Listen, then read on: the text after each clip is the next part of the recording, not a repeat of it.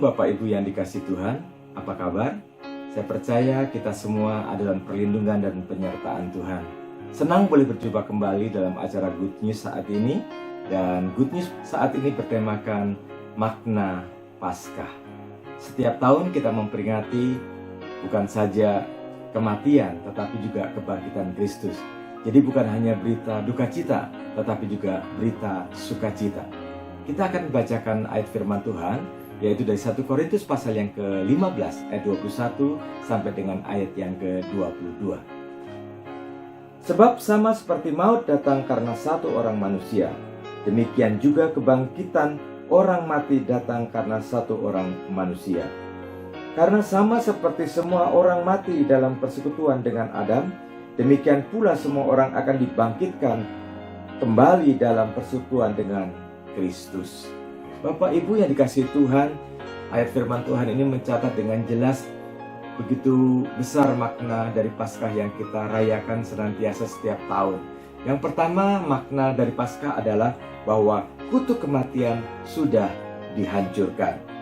Kutuk kematian akibat dosa Adam telah dihancurkan oleh kuasa kebangkitan Kristus.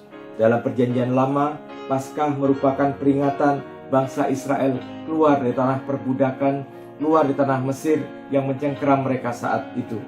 Namun dalam perjanjian baru kita boleh melihat bahwa Paskah adalah pembebasan umat manusia dari perbudakan dosa dan kebinasaan. Jadi masalah yang terbesar dalam hidup manusia yaitu dosa tidak dapat diselesaikan oleh apapun juga. Tetapi melalui peristiwa Paskah, manusia dibebaskan dari dosa. Sehingga kutuk maut itu sudah dimerdekakan dari kita, dan kita menjadi ciptaan yang baru milik Kristus. Lalu makna yang kedua tentang Paskah adalah memiliki jaminan kebangkitan tubuh.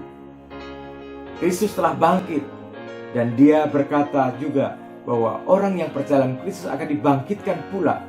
Dalam 1 Tesalonika pasal yang keempat kita melihat bagaimana orang-orang yang sudah mati dalam Tuhan pun dibangkitkan. Bahkan orang-orang yang masih hidup akan diubahkan tubuhnya dengan tubuh kemuliaan dan menyongsong Tuhan di awan-awan yang permai. Oleh sebab itu, biar setiap kita memiliki pengharapan yang pasti bahwa di dalam Kristus ada kebangkitan tubuh kita.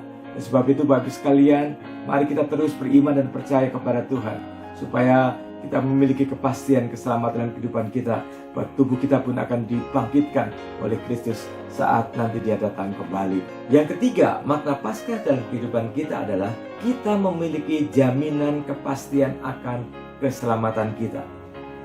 Jadi kalau kita dipanggil oleh Tuhan, kita meninggal, kita memiliki suatu jaminan bahwa hidup kekal Tuhan telah sediakan bagi kita lewat Paskah, lewat kebangkitannya.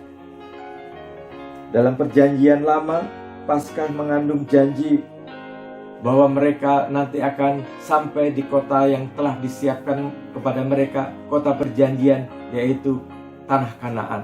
Tetapi di dalam perjanjian baru, Paskah menolong pada setiap kita, mengandung suatu arti bahwa kita nanti akan masuk di dalam kerajaan surga yang kekal yang Tuhan sediakan bagi setiap kita.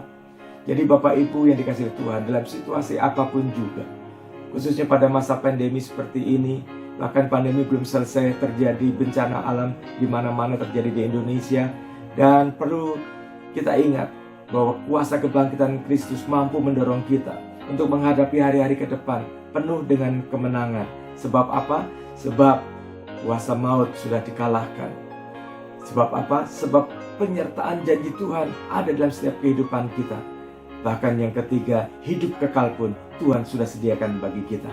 Jadi selamat menjalani hidup ini dengan penuh iman kepada Tuhan, bahwa kuasa kebangkitan Kristus akan menolong kita di dalam segala perkara yang kita alami atau kita hadapi di hari-hari ke depan. Selamat menjalani hidup ini. Tuhan Yesus memberkati. Amin.